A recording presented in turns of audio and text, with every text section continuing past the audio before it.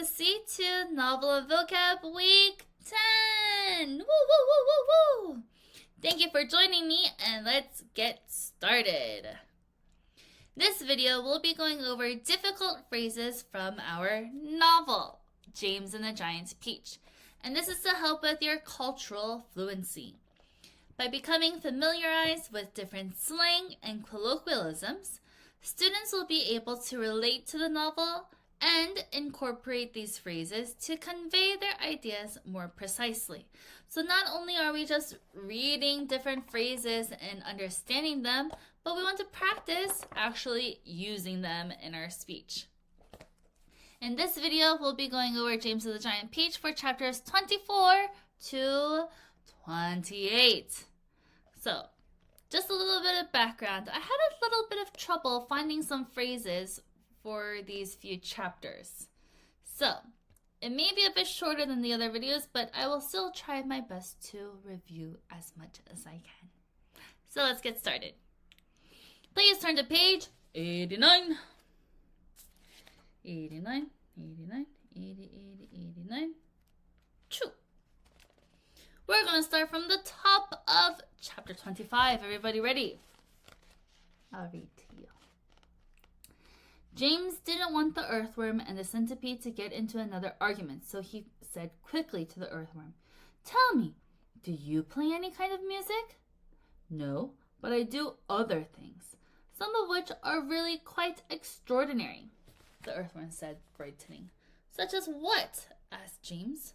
"Well," the earthworm said, "next time you stand in a field or in a garden and look around you, then just remember this, that every grain of soil upon the surface of the land, every tiny little bit of soil that you can see, has actually passed through the body of an earthworm during the last few years."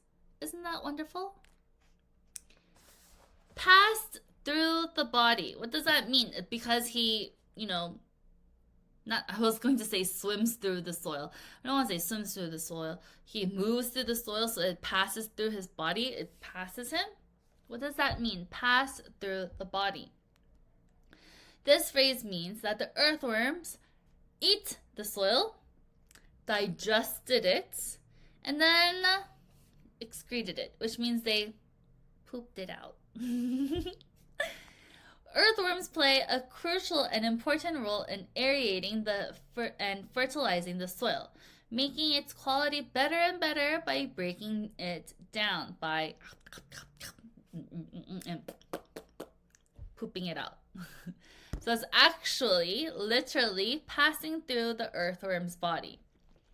By saying the soil has passed through the body of an earthworm, it gives it more of a vivid and also a scientific image of how earthworms help recycle nutrients, and in this case, for the soil. This is a natural process where soil literally goes through their bodies and comes out better and richer to benefit some plants. For an example, we can say in a garden, earthworms eat dead leaves and soil, and the waste they produce enriches the ground, making it more fertile for plants. So it passes through their body. Or when you say, as some of you probably already know now because I said it in many of the videos, I cannot drink milk because it makes my tummy hurt. So I cannot have milk pass through my body or else it will not lead to a good situation. Okay, so to pass through the body. Or you can say, "Oh, I ate such a big lunch yesterday. I'm still waiting for it to pass through." Meaning you're still waiting for it to keep going and digesting. So, pass through the body. If you already knew that earthworms eat the soil and then poop it out, good job. If this is something new, then you learn something new. Let's go to page 90. Woo, look at my video. All these pennies going into the jar. Wait, where's my book? Page 90. Next page. And I'll start from the top. "I am told that they do," the ladybug answered, modestly blushing all over. In fact, I understand that in some places the farmers love us so much that they go out and buy live ladybugs by the sackful and take them home and set them free in their fields. They are very pleased when they have lots of ladybugs in their fields. But why? James asked. Because we gobble up all the nasty little insects that are gobbling up the farmers' crops. It helps enormously in ourselves, and we ourselves don't charge a penny for our services. Don't charge a penny. What does that mean? First, what is a penny? A penny is this here. It is 1 cent in America. This is equal to around 10 Korean won, or even more. 13 Korean won? I don't know. This expression, don't charge a penny, means that someone provides a service for free without expecting any payments. So we're just doing the work, no money. Kind of like volunteering. So here, they're saying that the ladybugs are going ahead and eating all the smaller insects to help the farmers and their plants to stay good and healthy. So some some farmers even buy some ladybugs to kill and eat the other ones. And here, Ladybug is just trying to be funny, saying, we eat all their bugs for them and we don't get paid a penny. Meaning they don't charge a penny. I'm not making you pay me a penny. So if we were to also say to not charge a penny, volunteers work, at different types of events without being paid, and they don't charge a penny for the help, meaning they're just volunteering, working for the kindness of their hearts. They don't charge a penny. At market day, when you have market day, the front desk, or the market actually, charges you a certain amount of money to buy whatever you want. For example, if you wanted, the Oreos, I think. I don't know how much it is. How much did they charge you? Was it $2, $4? I forget. Somebody has to check for me. So to charge someone, to make them pay. So again here, Ladybug doesn't charge a penny. She does it all for free. Very good. Let's go to the next one. We're on the same page. Oh, my book is upside down. And I'm going to continue reading from where I left off. It says, I think you're wonderful, James told her. Can I ask you one special question? Please do. Well, is it really true that I can tell how old a ladybug is by counting her spots? Oh, no, that's just a children's story, the ladybug said. We never change our spots. Some of us, of course, are born with more spots than others. So, that's just a children's story. What does it mean to call something a children's story? This phrase is often used to describe something as not being real or believable, suggesting that it's just a tale meant for children. It's just a, little fib, a little lie, a little myth, rather than being based on reality. So no, it's not real. Here, it dismisses an idea that the amount of spots on the ladybug's back means how old they are. So that's just a children's tale. No, they're just different types of ladybugs with different number of spots. Okay? So when can we use this? You can say, did you know if on Halloween that witches really fly on their brooms and wizards make different types of potions? And you can say, oh no, that's just a children's story. That's not real. And other types of children's stories. There's lots of different things. But I won't say it because you may still believe it. So I don't want to ruin it. So let's keep going.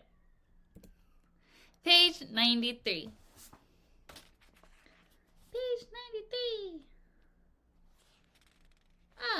In the middle.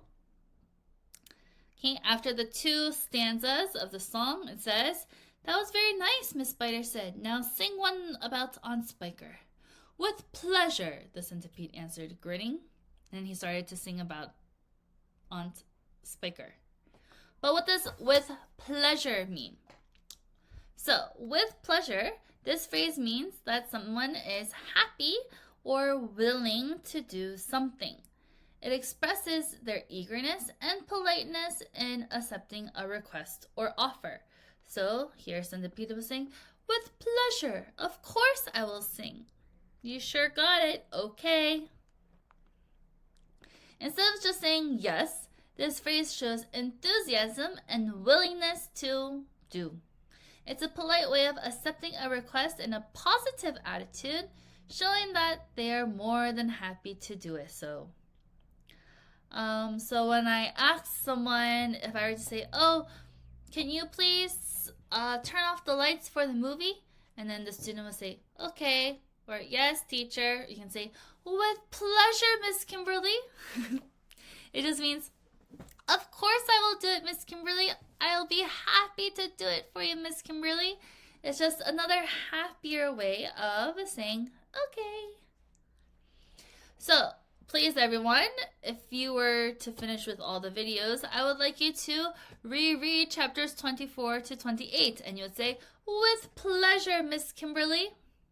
Meaning, I would be happy to do so. Not just, okay, I'll do it. With pleasure. Page 94. Next page. I'll start from the top. It's just part of the song. It says, ah, yes, she announced. I have sworn that I'll alter my figure by dawn, cried the peach with a snigger. I'll alter your figure, and ironed her out on the lawn. So this is when saying, they're trying to say that Aunt Spiker wants to be fatter. But instead, the peach says with a snicker that they will alter her figure, meaning they will change her figure by making her flat and, going over her. But I just wanted to go over this with a snigger. A snigger is a quiet laugh, often one that is sneaky or making fun of someone. They're mocking. It's usually done when someone is making fun of another person. So it's not just ah ha ha ha ha ha laughing. It's sniggering, making fun of someone, laughing. So not in a very nice way. The use of snigger gives a sense of a mischievous or slyness. It implies that the peach, or them pretending to be the peach, is having a quiet laugh, saying that they're going to crush Aunt Spiker. So, when someone makes a joke that pokes fun at a friend, they might snigger quietly so that they don't just are super loud and rambunctious and being rude about it. Instead, they'll try to keep quiet and laugh. Snigger. Snigger. Sounds like the chocolate that we eat, the Snickers bar. Page 94. Continuing. No, it's not page 94. It's page 97. Bad! Miss Kimberly. At the very top. No. I'm going to start from page 96, the last paragraph, okay? Suddenly, there came 3 sharp tugs on the rope. Pull! Shouted the old green grasshopper. Everyone get behind me and pull! There was about, page 97, there was about a mile of string to be hauled in, but they all worked like mad, and in the end, over the side of the peach, there appeared a dripping wet James with a dripping wet centipede. So, like mad, right? Before, in the other book, not this book, I forget. I talked about being mad, and it was supposed to be being crazy. But here, like mad does not mean like crazy. So what does it actually mean? As you can tell from my picture below, you may already guess. Like mad. This phrase means that the characters worked extremely hard and with a sense of urgency. Like mad suggests that they were working at an intense pace, putting in all their energy. Because what are they trying to do? They're trying to save James and the centipede. This is a way to describe how hard the characters were working to accomplish the task. The phrase work like mad paints a picture of frantic, vigorous efforts, highlighting the difficulty and urgency of the situation.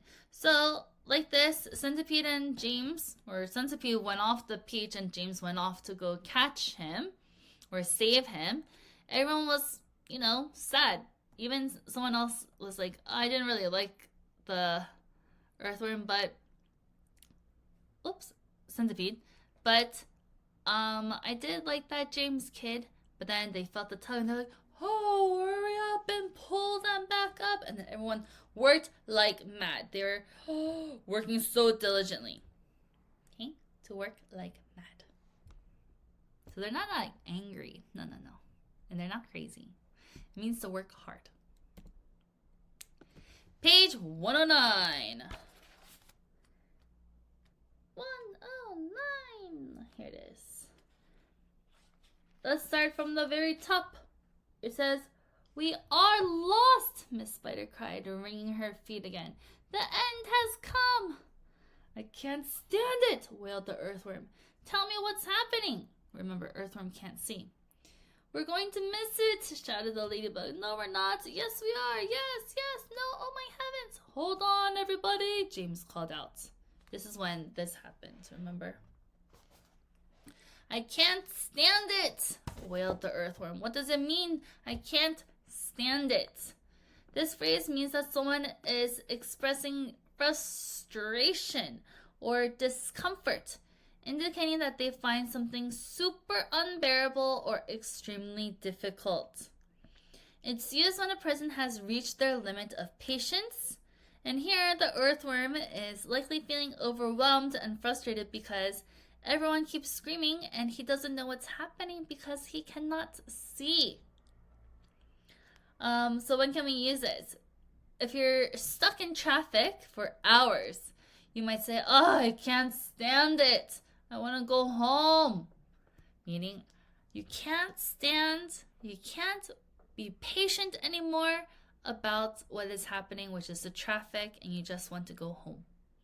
I can't stand it. So next time you're frustrated, you could use this phrase, but I don't know. Maybe you should just be a bit more patient. I can't stand it. Say that there's a lot of construction happening and it's really noisy outside and you're trying to do your homework and it keeps being loud and you're like, oh, I can't stand it. Meaning you can't be patient any longer. And that is all for this week. And here's the mission. Which insects got hurt from the hailstones from the cloudmen, and how did they get hurt? For example, this is not one of the answers. You have to say James. And got a black eye from getting hit in the eye. Okay? But that's not one of the answers. That's what I want you to say. Which insect and how did they get hurt? Also include the page number, the week number, which is week 10 for this, and your name and class. Don't forget so I can give you your MI dollars. Now it's time to review and self-study. This is for contextual mastery. Review all of the phrases again. Read it out loud. Reread the novel where these phrases came from. Or just read the whole chapters again because it's short. And then go ahead and complete your novel homework. Thank you for joining me again this week, everyone. And I will see you in week 11. Goodbye.